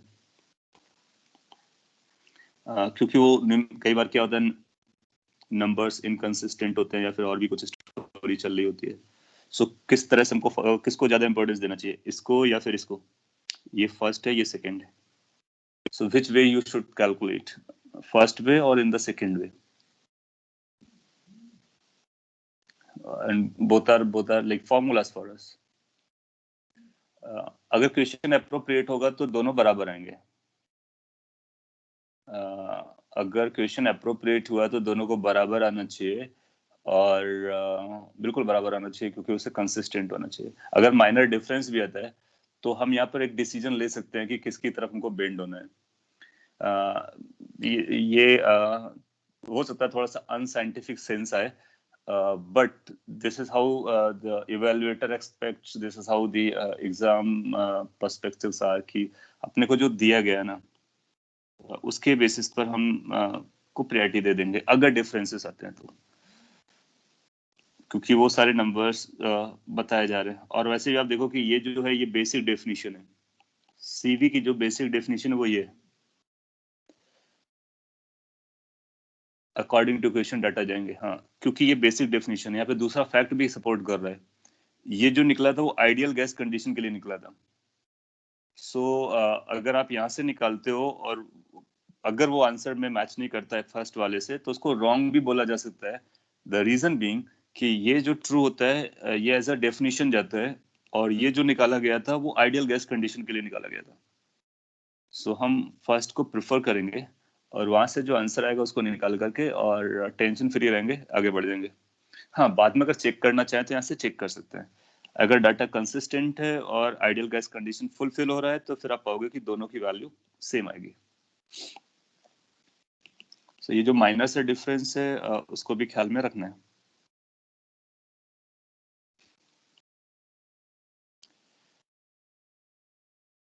इसके बाद क्वेश्चन नंबर 23 ये सिमिलर टाइप क्वेश्चन हम लोग कर चुके एग्जाम क्लासेस में और एग्जाम में कई बार रिपीट हुआ है। सो यू नो दैट कि जंक्शन का टेम्परेचर पूछा होगा, temperature junction of the 3 dots. तो यहाँ पर फिर आप बोल लीजिए यहाँ से 8 आती है, यहाँ से 8 आती है, यहाँ से आती है, इसको I1 बोलेंगे, इसको I2 बोल लीजिए, इसको I3 बोल लीजिए। रूल क्या लगाएंगे, I1 + I2 = I3। अब तक आपको ये समझ में आ गया कि आइस कैसे लिखते हैं। आप कोई भी एक डायरेक्शन बताइए, फिर जंक्शन पर आने वाली टोटल करंट से इक्वल टू जाने वाली टोटल करंट से बोल सकते हैं। इसने भी एग्जैक्टली वही किया है और फिर उनको I1 I2 को निकाल कर रख देंगे, सिंप्लीफाई करेंगे, एक आंसर आ जाएगा।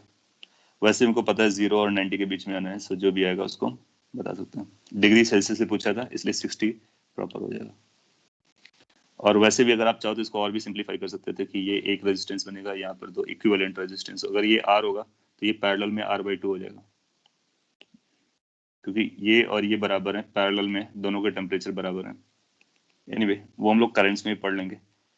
और आप सिंपल इस तरह से कीजिए, it will take 1 minute more but आपका करेक्ट आंसर आएगा। Second last 24th, find the value of n। n का मतलब क्या है एक बार चेक करता। इट सेज कि temperature of an ideal gas increase from here to there 4 times बढ़ाएगा।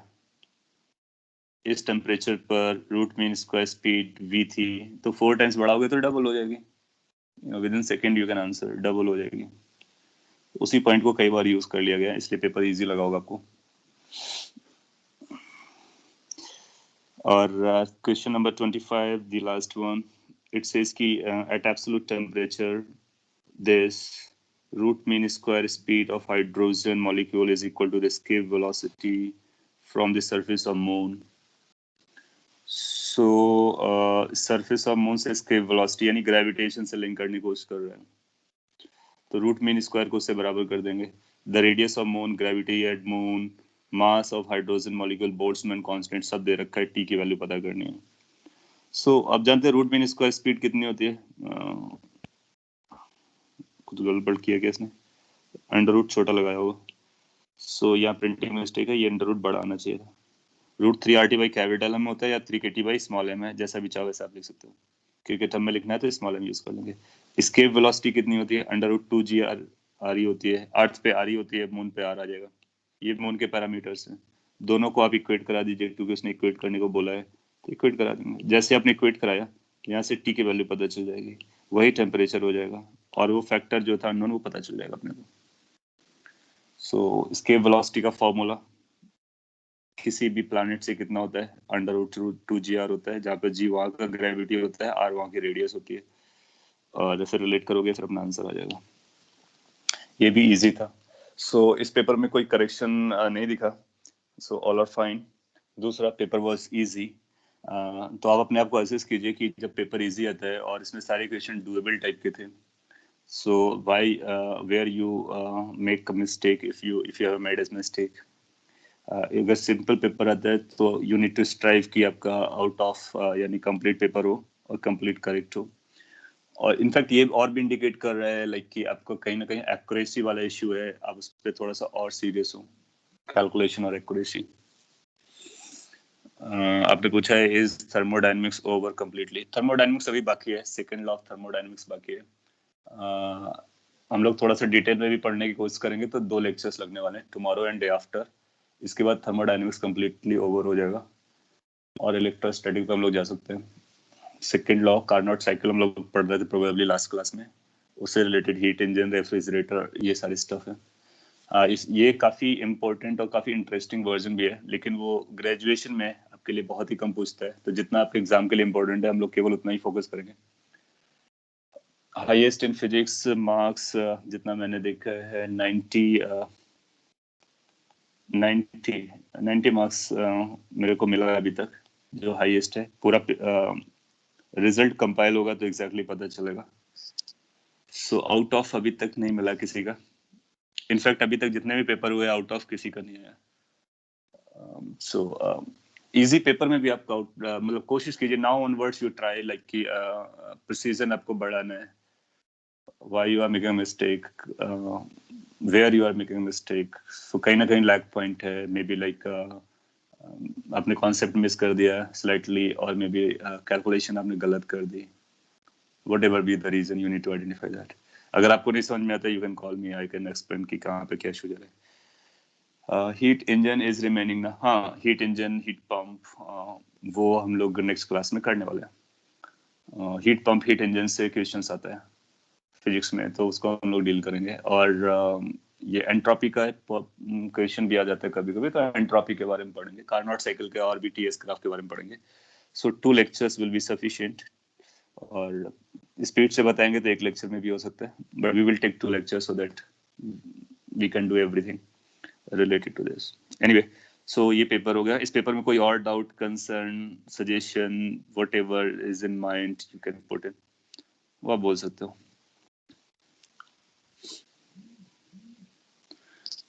Electrostatic will take how many lectures? 2 weeks. हाँ, इलेक्ट्रोस्टैटिक का जो इनिशियल वर्जन है वो हम लोग काफ़ी फास्ट कर लेंगे, और मैं आपको सजेस्ट करता हूँ कि आप ग्रेविटेशन को एक बार रिवाइज कर लें इलेक्ट्रोस्टैटिक में जाने से पहले। उससे आपके 2 फायदे हो जाएंगे, एक तो ग्रेविटेशन रिवाइज हो जाएगा, और दूसरा इलेक्ट्रोस्टैटिक में आपको बहुत हेल्प मिलेगी, क्योंकि आपको याद होगा ग्रेविटेशन हम लोगों ने बहुत डिटेल में किया है, जनरली लोग इतना नहीं करते हैं। और उसके बहुत सारे फॉर्मूलाज का डेरिवेशन हम लोगों ने किया, कंप्लीट डेरिवेशन, गॉस लॉ को स्टडी किया हुआ है। तो इलेक्ट्रोस्टैटिक का रफली 50% जो है वो ग्रेविटेशन है। उसको हम थोड़ा सा पेसअप लेंगे, क्योंकि ग्रेविटेशन हमने डीप में डिटेल ड्राइव किया हुआ है। जो डेरिवेशन ग्रेविटेशन में कर रखे हैं आइडेंटिकल होगा, तो वो मैं बोलूँगा कि सिमिलर टाइप का डेरिवेशन है, आप वहाँ से वॉच करो। उसके बाद जो नया वाला पोर्शन रहेगा वो इलेक्ट्रिक डाइपोल एंड आगे कंडक्टर्स भी आ जाएगा। तो 2 वीक्स ऐसा सच बोलना थोड़ा सा भारी गिरेगा हमारे लिए, क्योंकि वो सारे लिंक्स हैं। इलेक्ट्रोस्टैटिक को कहाँ पे रोकते हैं, इलेक्ट्रोस्टैटिक, कंडक्टर, कैपेसिटर, कई बार सबको मिलाकर के एक ही चैप्टर बोल दिया जाता है, कई बार उसको फ्रेगमेंट में कर लेते हैं।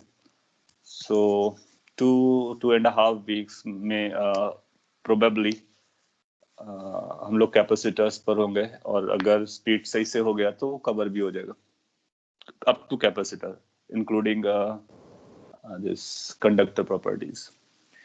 और केवल अगर इलेक्ट्रोस्टैटिक की ही बात करें तो लेस देन 2 वीक में भी कवर हो जाएगा।